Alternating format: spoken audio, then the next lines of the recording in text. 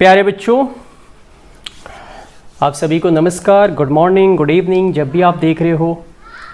और अब आज मैं आपका जो है चैप्टर फर्स्ट का सेकंड पार्ट शुरू करूंगा, जिसमें मैं आपको बताऊंगा एग्रीकल्चरल इम्प्लीमेंट्स क्या होते हैं, यानी कि जो भी खेती बाड़ी की जाती है उसमें क्या क्या औजार चाहिए, कैसे किया जाता है, वो हमारा इससे जुड़ा हुआ टॉपिक रहेगा। तो ध्यान से अगर आप अपनी स्क्रीन पे देख पा रहे हो तो एग्रीकल्चरल इम्प्लीमेंट्स क्या होते हैं, अगर इससे डेफिनेशन सोची जाए तो क्या बोलेंगे? They are tools that help in agriculture, यानी कि वो टूल जो एग्रीकल्चर में मदद करते हैं किसान की, उनको एग्रीकल्चर इम्प्लीमेंट औजार कह सकते हो, टूल्स कह सकते हो आप। Got my point?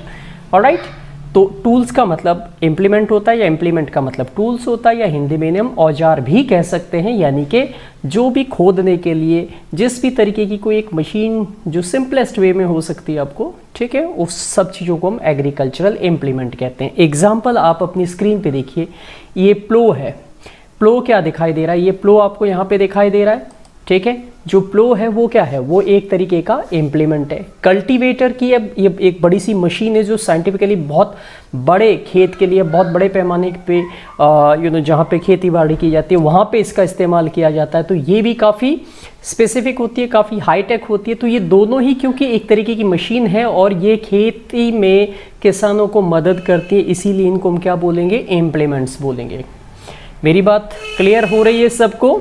ठीक है, गुड। कुछ और एग्जांपल लेते हैं। हो, HOE हो, ये फावड़ा है। सिंपल भाषा में आप जानते हो फावड़ा खुदाई में यूज किया जाता है, उसे HOE हो कहेंगे। थोड़ा सा बोलने पे फोकस कीजिएगा, मैं क्या बता रहा हूँ। एक होती है बेटा सीड ड्रिल। अगर आप अपनी स्क्रीन पे देखो तो ये ट्रैक्टर के पीछे एक मशीन लगी हुई है और इसमें ऊपर की तरफ ब्लू कलर का जो है एक कैबिन बना हुआ है जिसमें सीड डाले जाते हैं। अब ये सीड नीचे इन छोटी छोटी जो पाइप्स हैं उनमें से फिर ऑटोमेटिकली सही डेप्थ पे और सही डिस्टेंस पे गिरते हैं खेत में, ताकि सही डायरेक्शन में जो है प्रॉपर तरीके से बिजाई हो सके, सोइंग हो सके, सही से सीड गिराया जा सके। एक और इम्प्लीमेंट जो हमने अभी अभी बात की थी वो था प्लो, PLOUGH। स्पेलिंग पे थोड़ा सा ज़्यादा ध्यान देना है, कई बार स्पेलिंग कुछ अलग होती है लेकिन बोली कुछ अलग तरीके से जाती है। तो यही वो चीज़ें जिन पे हमें ध्यान देना है। कहानी समझ में आ जाएगी लेकिन स्पेल्स क्या है, उनका प्रोनाउंसिएशन क्या है, उनको कैसे मेमोराइज करना है पिक्चर के बेस पे, वो आपका ज़्यादा इंपॉर्टेंट पार्ट होता है। तो प्लो जो है it is made up of would, लकड़ी होती है बेटा इसमें। It is drawn by a pair of bulls, दो बैल इसमें लगे होते हैं, जैसे कि आप अपनी स्क्रीन पे देख पा रहे हो, उसमें दो बैल है जो इसे खींच रहे हैं, या एनिमल कोई दूसरे भी हो सकते हैं, डिपेंड अपॉन। तो it is used for telling, telling का मतलब भी बुआई ही होता है, ठीक है। या फिर इसका इस्तेमाल एडिंग फर्टिलाइजर के टाइम पे जो है तब भी हम जो है प्लो का यूज करते हैं। वीड्स को रिमूव करने भी प्लो का यूज किया जाता है। तो प्लो कई अलग अलग जगह पे जो है यूज होता है, किसान इसका अलग अलग जगह पे यूज करता है। हिंदी में प्लो को हम कहते हैं हल, ठीक है। और प्लोइंग क्या होती है? हल चलाने की प्रोसेस को प्लोइंग कहते हैं। और इंग्लिश में हम डेफिनेशन अगर बनाएंगे तो what is ploughing? The loosening of the soil is called ploughing and other name of the ploughing is what? Telling, ठीक है।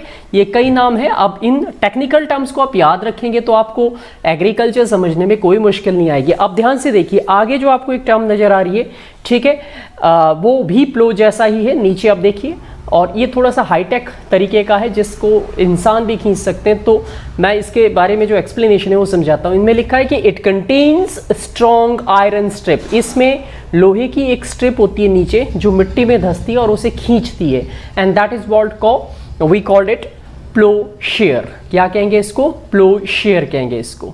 Got it?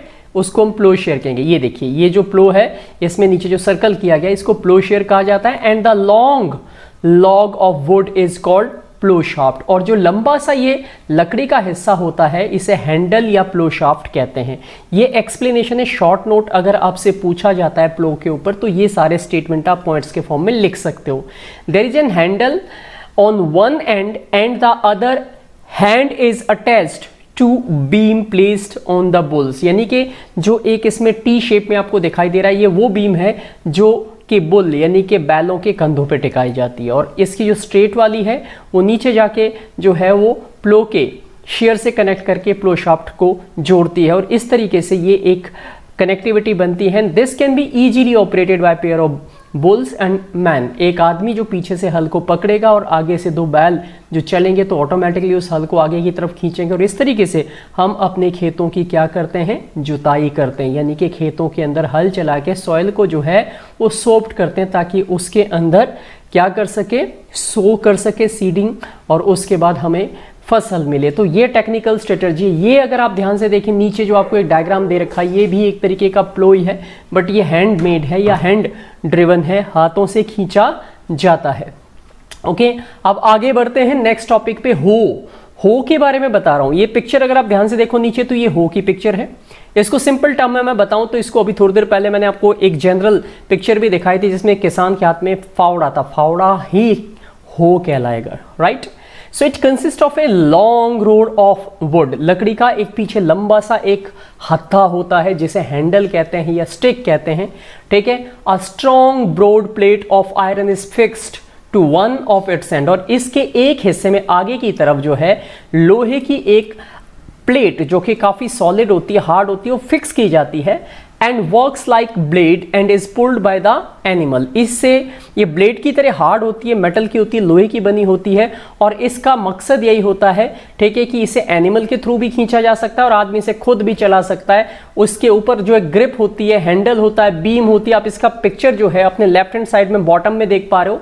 It is a tool for removing the weeds and for loosening the soil. तो ये एक तरीके का tool है जिससे हम क्या कर सकते हैं, इससे हम जो है वीड्स को रिमूव कर सकते हैं, सॉइल को लूज कर सकते हैं। अगर बड़े पैमाने पे हम जो है खेती को खोद नहीं रहे हैं, छोटी जगह पे कर रहे हैं, तो this is a convenient tool. ये बहुत आसान टूल होता है और काफी कन्वीनियंट भी होता है, बहुत इजीली इसे ऑपरेट किया जा सकता है। तो इसे हो कहते हैं। हो के ऊपर भी क्वेश्चन आते हैं, शॉर्ट नोट आता है, डायग्राम आता है, तो ये इन चीजों को थोड़ा सा सीख लें। इसका जनरली इस्तेमाल जो है वो वीड को रिमूव करने के लिए। वीड क्या होती है, खरपतवार, अनवांटेड प्लांट जो कि हमारे मेन क्रॉप प्लांट के साथ ग्रो करते हैं, उनको कह सकते हैं हम। Got it. और इसके साथ साथ अगर आगे बढ़े तो कल्टीवेटर के बारे में बताना चाहूंगा। अब नेक्स्ट टॉपिक हमारा कल्टीवेटर हमने देखा था। तो कल्टीवेटर क्या होता है, सिंपल टर्म में इसे बोलें तो ये एक ऐसी मशीन है जो साइंटिफिकली ऑपरेट करती है, बनाई गई है, जो एक बड़े से ट्रैक्टर में पीछे लगा दी जाती है।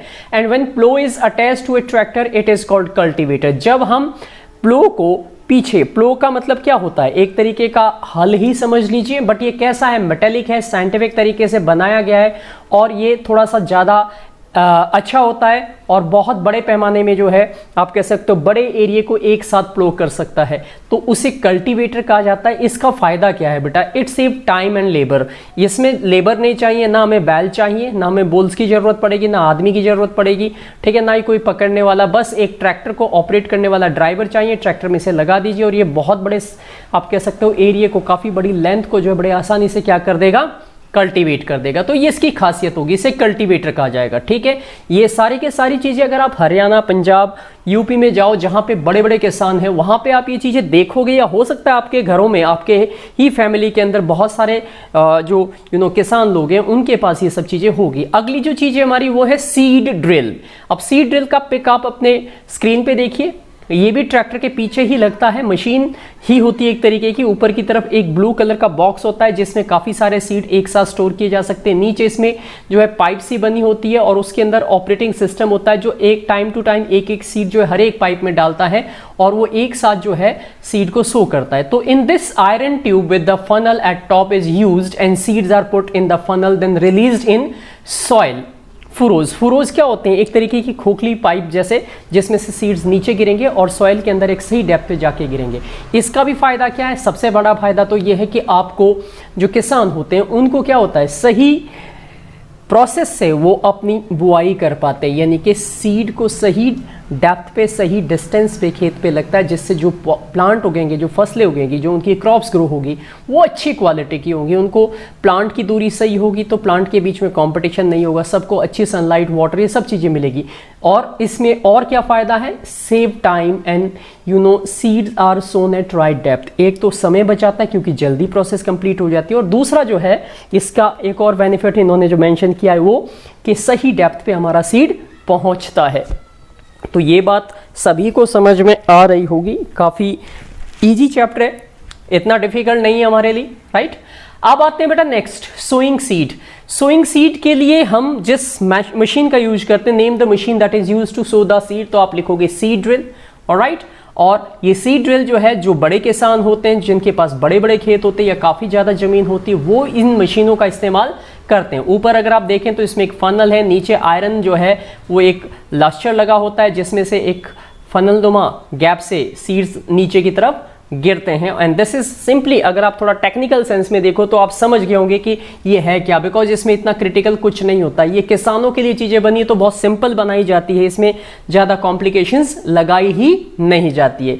तो यहाँ तक आज हम अपना ये जो वीडियो है, आज का लेक्चर हम यहीं तक रखेंगे। ये हमारा लेक्चर नंबर 2 है। हम चैप्टर नंबर 1 पढ़ रहे हैं। चैप्टर का नाम है क्रॉप प्रोडक्शन एंड मैनेजमेंट और क्लास है 8th, सब्जेक्ट है साइंस। और अब अगर आपको मेरी बातें अच्छी लग रही, मेरी चीज़ें समझाने का तरीका आपको अच्छा लग रहा है, तो आपको भी एक छोटा सा काम मेरे लिए करना है। और वो छोटा सा काम क्या है कि आपके सर आपके लिए अच्छी वीडियो लाते रहे, आपको जो है अच्छे से सिखाते रहे और साइंस आपके लिए बहुत इजी हो जाए, सिंपल हो जाए। तो उसके लिए मुझे भी थोड़ी सी ज़रूरत होती है एक एनर्जी की, एक तारीफ की, कि कोई भी आदमी, जब हम किसी की तारीफ करते हैं तो उस आदमी की हिम्मत और उसका जज्बा बढ़ जाता है। तो यहाँ पे आप लोग अगर मेरा चैनल सब्सक्राइब करते हो, मुझे लाइक्स देते हो और इन वीडियो को बार बार देख के अपनी अंडरस्टैंडिंग अच्छी करते हो, तो ये मेरे लिए सबसे बड़ा आप कह सकते हो कि फीडबैक है जो आपकी तरफ से मिल रहा है। मतलब आप मेरी चीज़ों को देख रहे हो, मेरी वीडियोज़ को देख के आपको सीखने को मिल रहा है, आपकी नॉलेज बढ़ रही है और मेरा हिम्मत और मेरा जज्बा बढ़ रहा है और अच्छी वीडियोज़ नेक्स्ट टाइम बनाने के लिए आपके लिए। तो मेरी इस वीडियो को देखने के लिए सभी का धन्यवाद। और जाते जाते फिर से एक बार कि इस चैनल को सब्सक्राइब कर लें, ताकि सबसे पहले जब भी मैं नई वीडियो डालूं, नया आपका कोई लेक्चर डले, तो आपको सबसे पहले नोटिफिकेशन मिल जाए और आपको फ़ायदा हो कि आप सबसे पहले अपना वो लेक्चर देख लो और फ़ायदा ले सको, राइट। सो थैंक्स इट, आज के लिए इतना ही है, ठीक है। अगले लेक्चर में जल्दी मिलते हैं।